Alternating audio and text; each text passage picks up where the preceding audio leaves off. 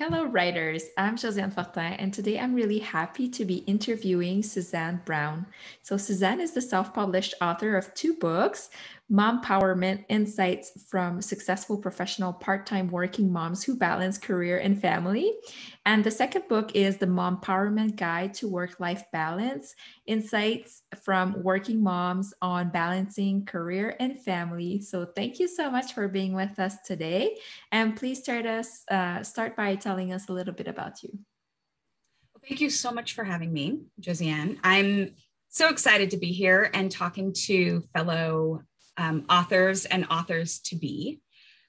So I'm kind of like a reluctant writer. I didn't realize that was a skill set that I truly had. And I definitely didn't know I was going to be writing a book.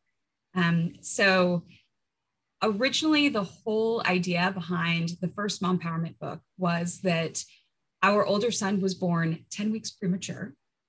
And so I went to my then manager. I was working at a large company, and I went to the head of finance because I was in a financial role at the time. And I negotiated a part-time role. So I negotiated cutting my time in half. And I got a lot of questions from I was surprised by the number of questions that I got. And so I answered the questions, I had the conversations. I was like, okay, this is surprising. About a year later, I became 100% entrepreneur. The questions did not stop. And so I said, well, I've got to be able to send people somewhere because there's too many questions here. This is taking up my time. And I couldn't find a resource. And so I said, well, I'll create a resource because, I mean, how hard can that be? It's always harder than you think it's going to be.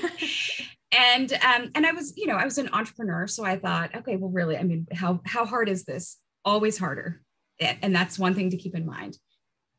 And as I started doing a few interviews, because I said, I don't want this to be a resource that only has my voice, because I don't want people to pick up the book and say, well, if I was an entrepreneur in this kind of environment, doing this kind of work, I'd be able to do this too. I wanted a lot of different voices, but I still didn't know what I was creating.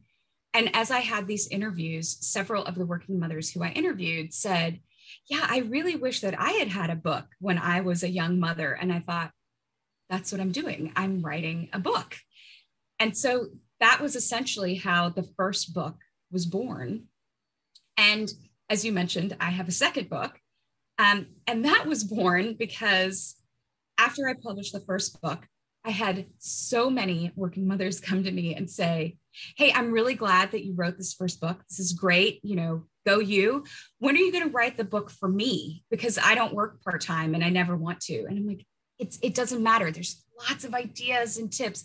Yeah, but here's the thing. The title says part-time, so I'm never going to read this book. So when will you write the book for me? Mm-hmm. And I heard that enough times to where I said, okay, I'm writing a second book. And, and so really I was trying to address a market need, with each of the books.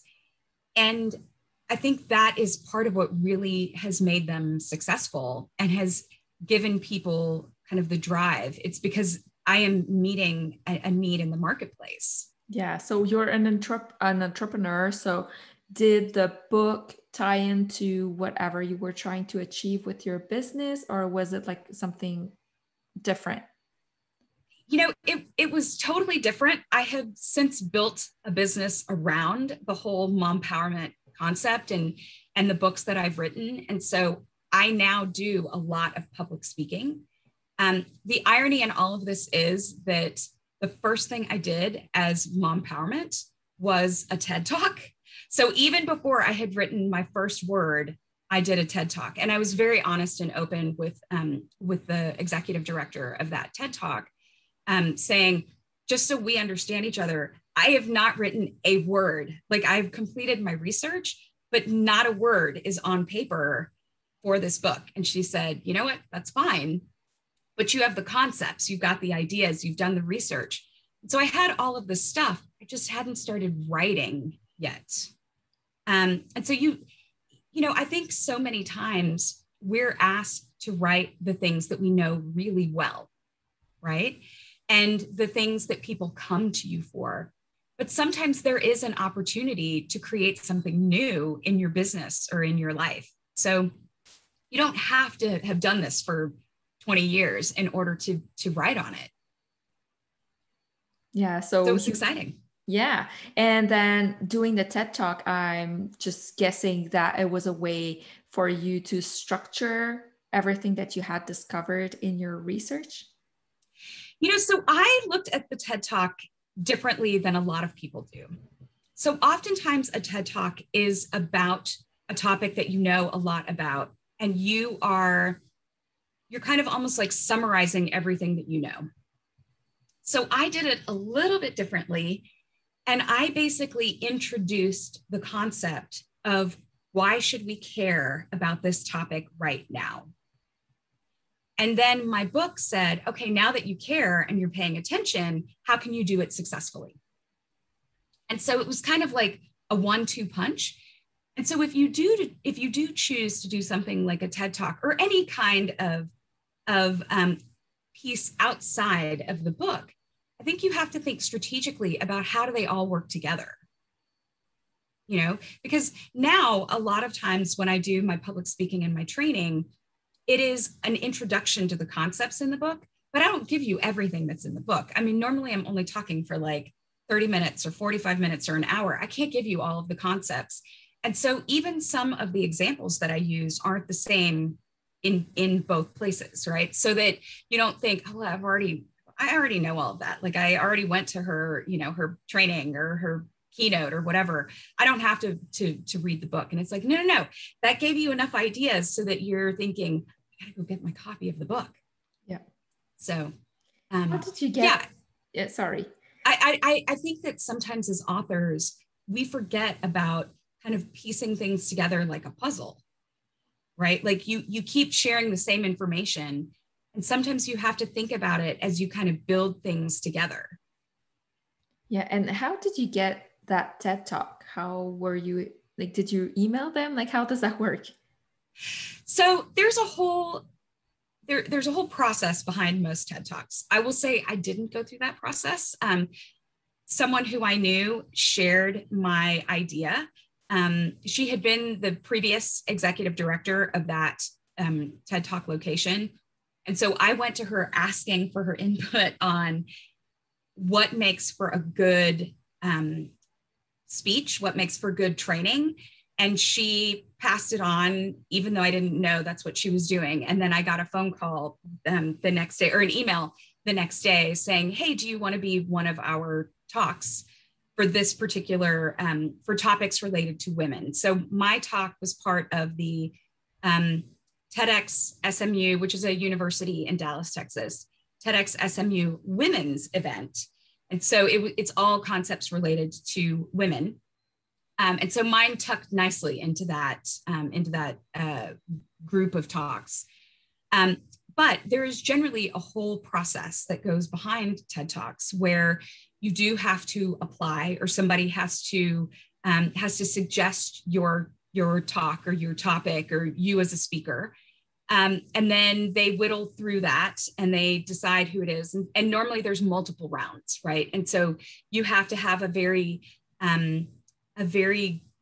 succinct way of describing what it is that you want to be able to talk about, and something that piques enough interest so that people are like, oh, I want to hear what that is. Yeah.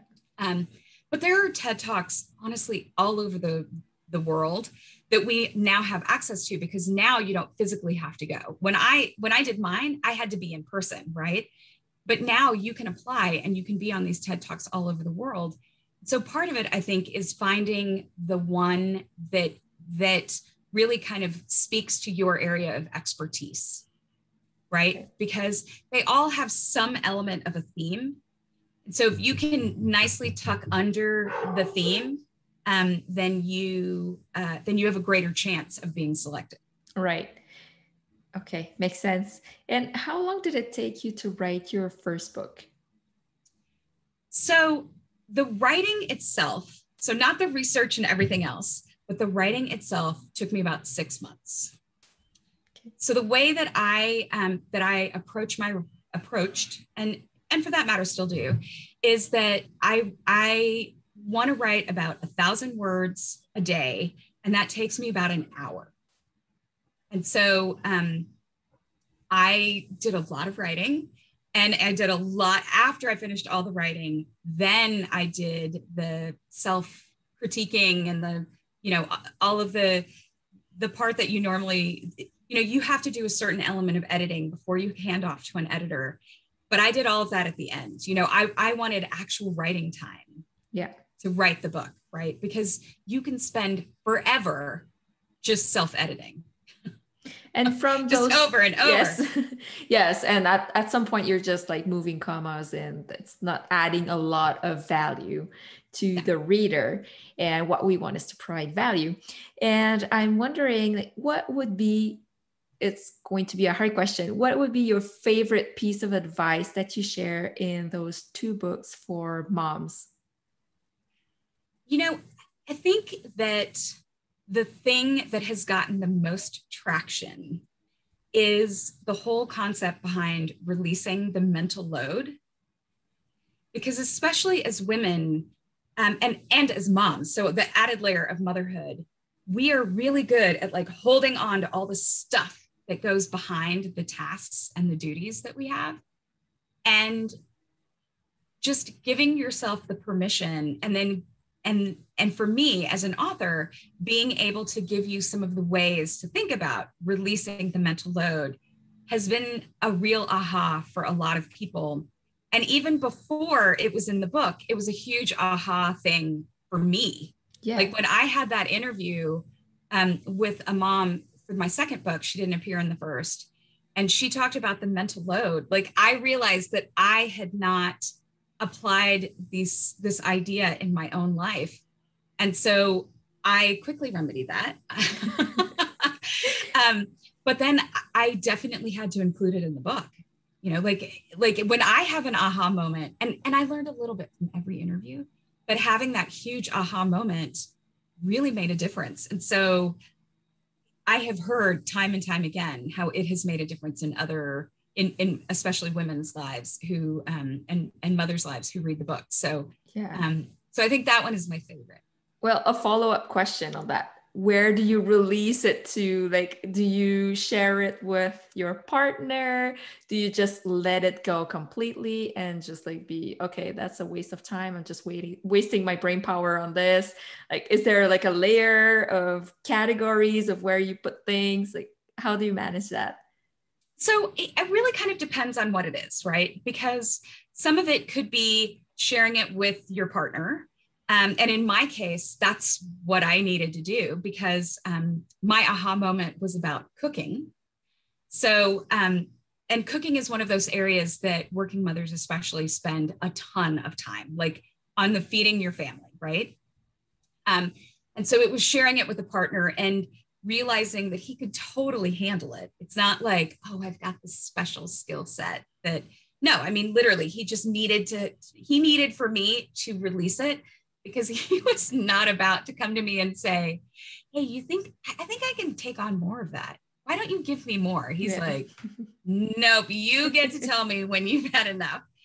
And then I think sometimes it could be that you delegate to someone on your team. If you are in an environment where you work with a team, maybe it is that you outsource it to someone not on your team or not in your household. So I think it kind of depends. But the thing to remember is everything that we do has another layer behind it, right? And so if you're a manager, it could be that you need to check in sometimes on your more junior teammate and say, hey, how's that going? Or provide input. But the really important thing to remember when it comes to mental load is you either have to release it and be very comfortable with what it looks like. So it might not look the way that you did it, or you have to be really, really specific in how you ask for it to be done. And the important thing there is you cannot be specific in every single thing in your life, right? Like we don't have enough time. We don't have enough energy. And let's be honest, no one wants to have everything be handed to them in these nitty gritty little details that are like, really? Are we actually talking about how to do this? Like, come on. But I think that especially if you're a type A, which, that's me, it can be really hard to just let go and feel comfortable with whatever comes back. Right. It's like, but I didn't have to do it. So it's not like, I don't need to provide the feedback. Yeah, I agree with that. And what advice would you give to an aspiring author? So there's a few things that I would say. So I'm going to give 3. So the first is, when it comes time for you to think about what is it that people approach you for, that can be a huge hint as to what it is that you should be writing. And it might not be related to what you do or the industry that you're in. Maybe it's that you're incredibly good at building relationships. And that doesn't necessarily have anything to do with what it is that you do. But that could be a hint at like, this is something you do really well. So that's the first. The second is, when you go to write, a lot of times people say, but I don't know what to write about. And so I got really good advice. I did a few strategy sessions with a business coach. I didn't need the hand-holding that goes behind the coaching. I know a lot of people do, and it can really help them stay on track. But I wanted a little bit of strategic guidance at the beginning. And I had this very detailed outline, and I kept revising my outline and revising my outline. And he said, the first time we met, he's like, that's great. I'm really excited for you. I don't actually want to see the outline. So here's what I want you to do instead, which I'm like, but I've got this amazing outline. And he's like, no. He had me do what's called a mind map. Are you familiar with this? Yeah. Okay. So the whole idea of the mind map is it's a visual version of all of the stuff that you want to talk about, right? Or I guess in this case, write about. And there's kind of a central idea, and then there's like little extensions all around. And what essentially happens is all of those little extensions help you see like, what are the chapters of the book, or what are the sections of your book? And so that was incredibly helpful for me to kind of organize what it is that I wanted to talk about into these different packets. And it also gave me the ability to understand, like, how much more could I go out on this topic? Okay. Because some of my chapters are short, and then there are others that are more robust, and that's absolutely okay. Like every chapter doesn't have to be exactly 12 pages, and then the next part of what he said to me was, because I'm like, okay, well, how do I know? And this and that. And he said, you need to just start writing the book. Okay. Right? Because so often we want to make sure that we have exactly the right amount of information, exactly all of the right stuff. And we literally we need to just write. Like, you've got to let the creative process happen. You can't organize it into happening, And especially if you're not a writer for a living, which so many people are not, you get in your own way and you just keep waiting. Oh, well, once I've done, and it's like, just start writing, because you can, and especially because you've got this mind map, you can kind of decide what you want to write. And then at the end, you can move things around. Yeah. Right. You got something to work with. Yeah. And it doesn't have to be in order, right? Like, it's like, oh, well, I said I was going to do this and then do that. And it's like, okay, who cares? I mean, that's the beauty of having an online, platform, or not platform, but tool. So you can literally move things around. And that's kind of my segue into the final tip, which is, so a lot of times people use beta readers after the book has gone to the editor. Okay, that's pretty standard. I actually engaged beta readers before the book went to the editor. And the reason why I did that is I wanted to know, did I have the right amount of information, and had I forgotten anything? And the beta readers really helped me see, okay, yeah, this doesn't belong in this book. I'm going to just pull it out completely. This I need to add a little bit more information on. This I've got to cut. Like I go on for too long. And had I done that after going to an editor, it would have been grammatically perfect, but I would have had to send it to the editor again. Yes. And so for me, it cut time. Now I will say I am an entrepreneur, but I happen to work in an industry as a marketing professional where I've actually had to do a lot of writing. And so I am a strong writer. So that might not work for everyone, but I did tell my beta readers, this is not the final draft. It has not gone to the editor. This is the best self-editing version that I can give you. If there are glaring grammatical errors that you're like, I can't even understand what this paragraph is about because the grammar is terrible, I said, I need you to like flag it, like highlight it. But otherwise, don't worry about the commas or this should be an exclamation point or, like that is not your job as a beta reader. These are the things that I want you to cover. And that made a huge difference in my books. I mean, like I reflowed things, I didn't have, some authors treat their books as like, I think the term is like your little darling, and you don't want to do anything to it. And it's like, nope. I mean, if I needed to cut, I needed to cut. If I needed to add, I needed to add, because these are people who would have been my readers. Yeah. Right. So like, I didn't look at it as like, this is perfection. And that's my little baby and I can't touch it. Yeah, no, I absolutely didn't look at it that way. I was like, how can you help me make this better?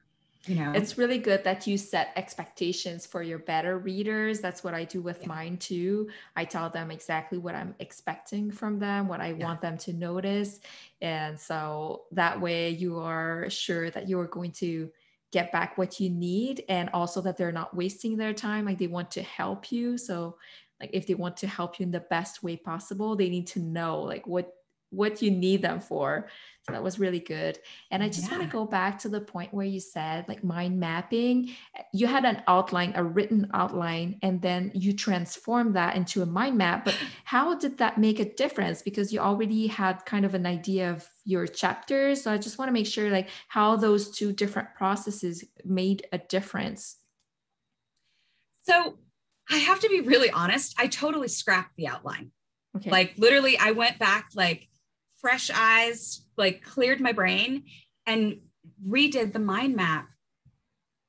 And granted, I would not have done this without the suggestion from that book coach, because the problem was I was so structured in what I thought I was going to write that I was not allowing one, like, your ideas percolate, right? Like there's not, the words don't just come out on the page. Like your brain is kind of thinking them over, even when you're not consciously writing. And so I was so set on what was on this page that I didn't let my brain just, let it flow. Like it was, which I noticed some people who are more logical thinkers, they're like, what are you talking about? But let's be honest, writing a book is a creative process, right? And so that mind map really helped me understand, without thinking about like the research that I've done, but just literally like I've been living this for years, right? Because I'd done all of these interviews and I had done analysis of what I saw in the interviews. And it's like, what are the topics that naturally kind of float to the top? And that is what ended up on the page, right? Like that is, as I sat there and thought about the conversations that I'd had and the information that I got, instead of trying to like analyze it to death, there were naturally things that just popped, right? And so that is what ended up in the book. Okay. Versus what I thought I wanted to write. Yeah. Which I have to be very honest, like looking back, it probably would have been a pretty dry book. Very logical, reasonable, and to the point. And I'm wondering, did you do your outline on a computer and your mind map with a pen and paper? I did. Because that's so different. Like you connect, like to me, being creative with a pen and paper is so different from just typing on a computer. So I think there might be something about that also in your process, that it's just freeing to just draw circles and just kind of scribble. Yeah. Maybe that was part of it. There's no question. I mean, even to this day, after writing 2 books, right, I still don't consider myself a creative person. Even though people are like, you wrote 2 books. How do you not put yourself in the creative bucket? And that's because my point of reference is probably a little skewed, because I look at the people in the marketing industry who literally write and create ads and, you know, create the images and write all the copy that you see in a magazine ad or in a radio ad. You know, they write that. And to me, that is creative, right? Like that's literally just how they like wake up in the morning. I have to be very intentional with my writing. Mm-hmm. But there is something to taking in your surroundings and just letting the ideas flow, you know, without thinking like, what is the purpose of this? Because there is that side of it. And when it comes to a book, you do have to be intentional, but you also do have to let the creative process happen. Because if you don't, and you get in your way, and honestly, I can't even remotely put myself in the shoes of somebody who writes a fiction book, because then you have to think about like, how does this character develop over time? And what is the transformation that they're going to go through? And how are they going to interact with other characters? Like that, I look at just, I'm in awe, because that is definitely not how my brain works. Like I am a nonfiction writer, and I absolutely recognize that I am a nonfiction writer. But I do think that so many of us have this creative side if we just kind of remove the boundary, right? Like remove that, like, I have to be totally logical with how I do this. It's like, just trust the process and let it go a little bit. But I will say, I mean, I would not have done that without somebody else nudging me to do that creative way of approaching it. That never would have been how I approached writing.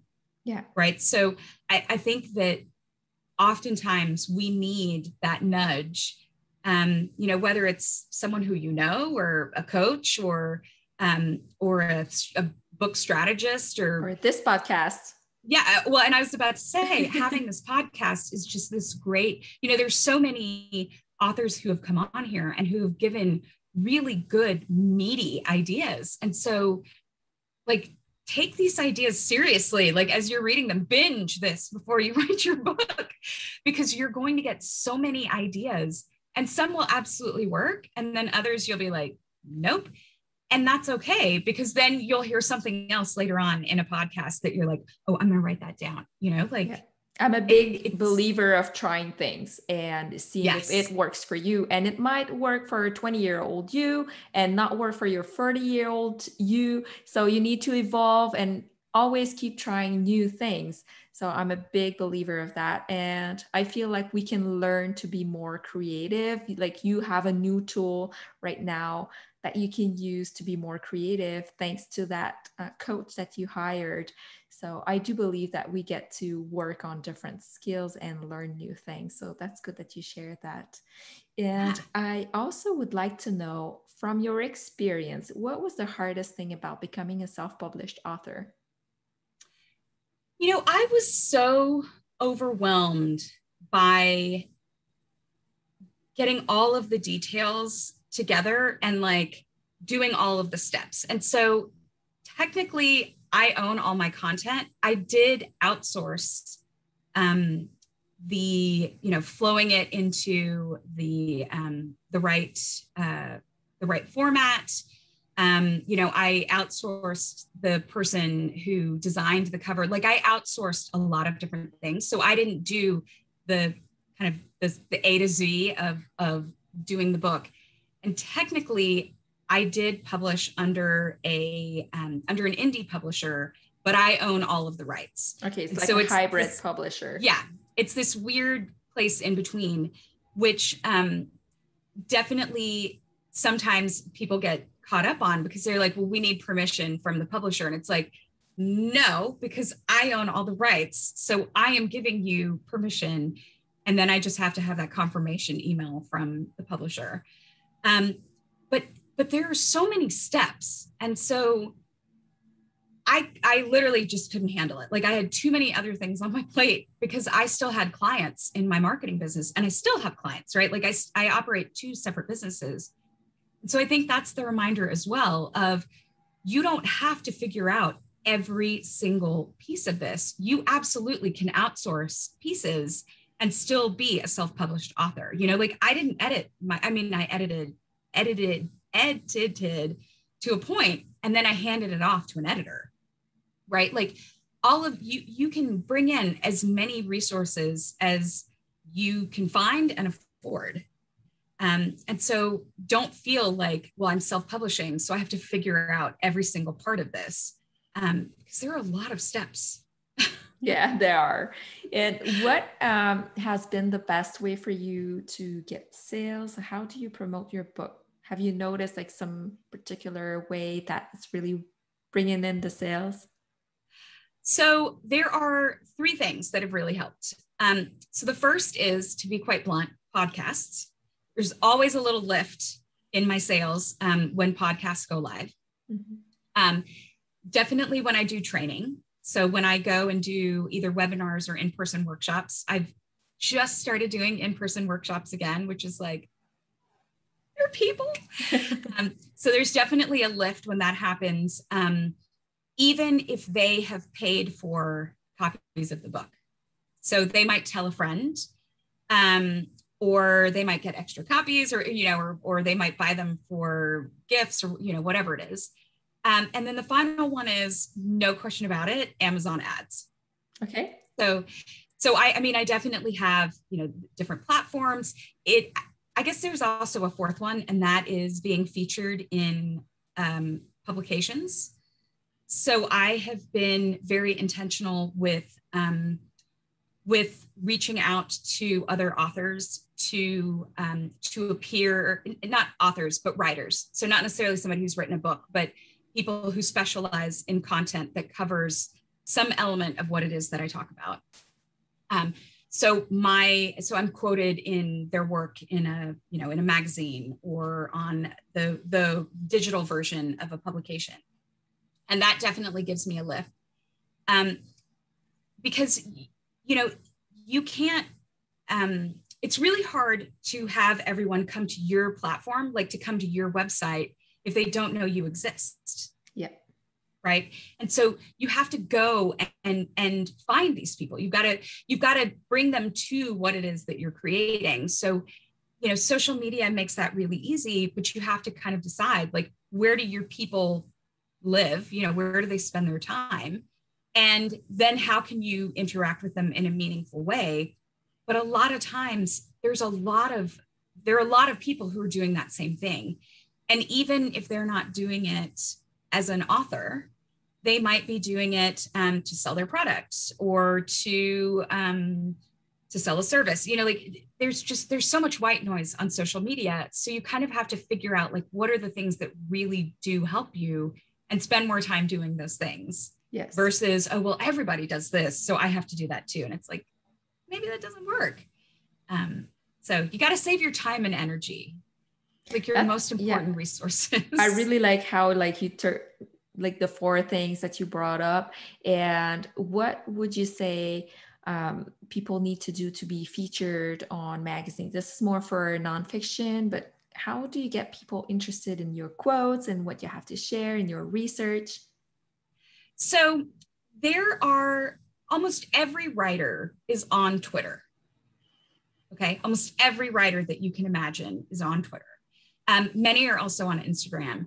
And so one is being able to follow them and share what it is that they do. When they put something out, you comment back. When you go to retweet, sharing your perspective instead of just simply retweet, right? Okay. So it's like, you know, I really appreciated these 2 topics that, you know, that Jane Jones mentions in her latest article in Real Simple. So you provide your insights on top of that. And anytime you do that, the person gets notified of what you have done, right? So it's not like it just goes into the world and that's it. Like they clearly see it. And so you can do that and you can engage with the content that they have. I will say that a really good way to engage that way as well is through Twitter chats or through Twitter Spaces. So I don't know what Twitter Spaces are. So it's essentially like a chat room, but it's with voice. Okay. Right. And so most things on Twitter are written. You've got your 280 characters, which makes for really great conversation. But now there is this ability to have a live conversation based on certain topics. And it's essentially their version of Clubhouse. Yeah, that's right? What I was thinking about. Yeah. But if you're already on Twitter, why join another platform where you don't really know if you're going to find what it is that you need or have access to the people that you need access to, when you can start to develop that relationship over time and then just simply use another version or another tool within the Twitter toolkit. And I think people forget how important Twitter can be because it is so conversational. You can essentially do the same thing and I will also add on Twitter, especially, oftentimes authors, writers will, and some authors too, will do a call out and it'll be like journo request, like hashtag journo request. Or they will, they'll post something and they don't necessarily use the hashtag for you to respond back. And so that way they're literally asking, like they're saying like, yeah, send me your pitch, send me your idea. Yeah. And you have to be strategic. I always include a why include my thoughts element, which can take a second part of that, or it can take a direct message. But it's this idea of there's another piece. And then the other tool, which is a really great tool, and there's certainly more than just this one, is HARO, which stands for Help a Reporter Out. Are you familiar with this tool? I tried it, but I got so many random things that I just gave up. Like every day, like this email going through it. And I'm like, oh, I can't contribute to that. So I just gave up. Yeah, so it definitely takes time, right? But I will say that I kind of scan. So you are able to include the topics that you're interested in. So so like technology is a bucket versus like lifestyle is a bucket. And so like I generally don't do things related to technology, but I do related to business or lifestyle, right? And so it's finding those nuggets. And some of it is also having canned responses, right? So that whole element of why include my thoughts, I always include that on my responses. Okay. Right. And that essentially is the why should you pay attention to mine versus the 100 other responses that you just got. So it's pretty much like your expertise, you being an author and stuff like that. Well, and most of the time authors don't just simply say, I'm going to write a book, and they don't do any research, regardless of whether it's for fiction or nonfiction. Because sometimes those requests are for new books that are like must reads for the summer. That's not necessarily going to be a nonfiction book. Like you want your beach read, whether that's a thriller or a romance or, so I think that it really kind of depends, but you can scan through the requests. I mean, they come out 3 times a day. So you definitely have to pay attention, but you can scan for, like maybe I want to be to focus on articles related to productivity. Well, I can literally at the top of the email, you can do Control F, which is for find, and you can look up, is there anything related to productivity, right? And there's not, okay, well, let me just delete the email. So you can make that a more efficient process, but it definitely takes time. But the truth is almost anything where you're trying to appear in any kind of publication, you have to develop those relationships and you have to take the time, right? Like it almost never happens just because. Yeah. So it's two really important things that you said, like going on Twitter and knowing who you want to follow, like who talks about your topics, and then following them and interacting with them. So that's really good. So they know you and they'll be like, oh, okay, I know her. Yeah, she's sending me something. I want to use it. And then help a reporter out if you guys want to check it out. And that was so good. And do you have a writing project right now? Are you working on something else? So I am definitely thinking through a few things related to mom empowerment, and I'm not exactly changing gears, but I am amplifying what it is that my brand does. But there are 2 more books that I think I have in me, so I'm going to start working on one or maybe both. So I am looking at creating more of the corporate version of what it is that I have created over time, because these are more for working mothers and to some extent working dads. And then I am looking at really changing what it is that I do as it relates specifically to working dads. And so that is going to be more of a collaborating and curating, and less of me actually writing. Okay. So that should be interesting because it will definitely be a different approach. But yeah, I've probably got at least 2 more books. So slowly, I think I'm ready to start making that happen again. Good. 2 books in 2 years was really hard. It's taken me a while to recover. So you're taking a short break from that, but yes.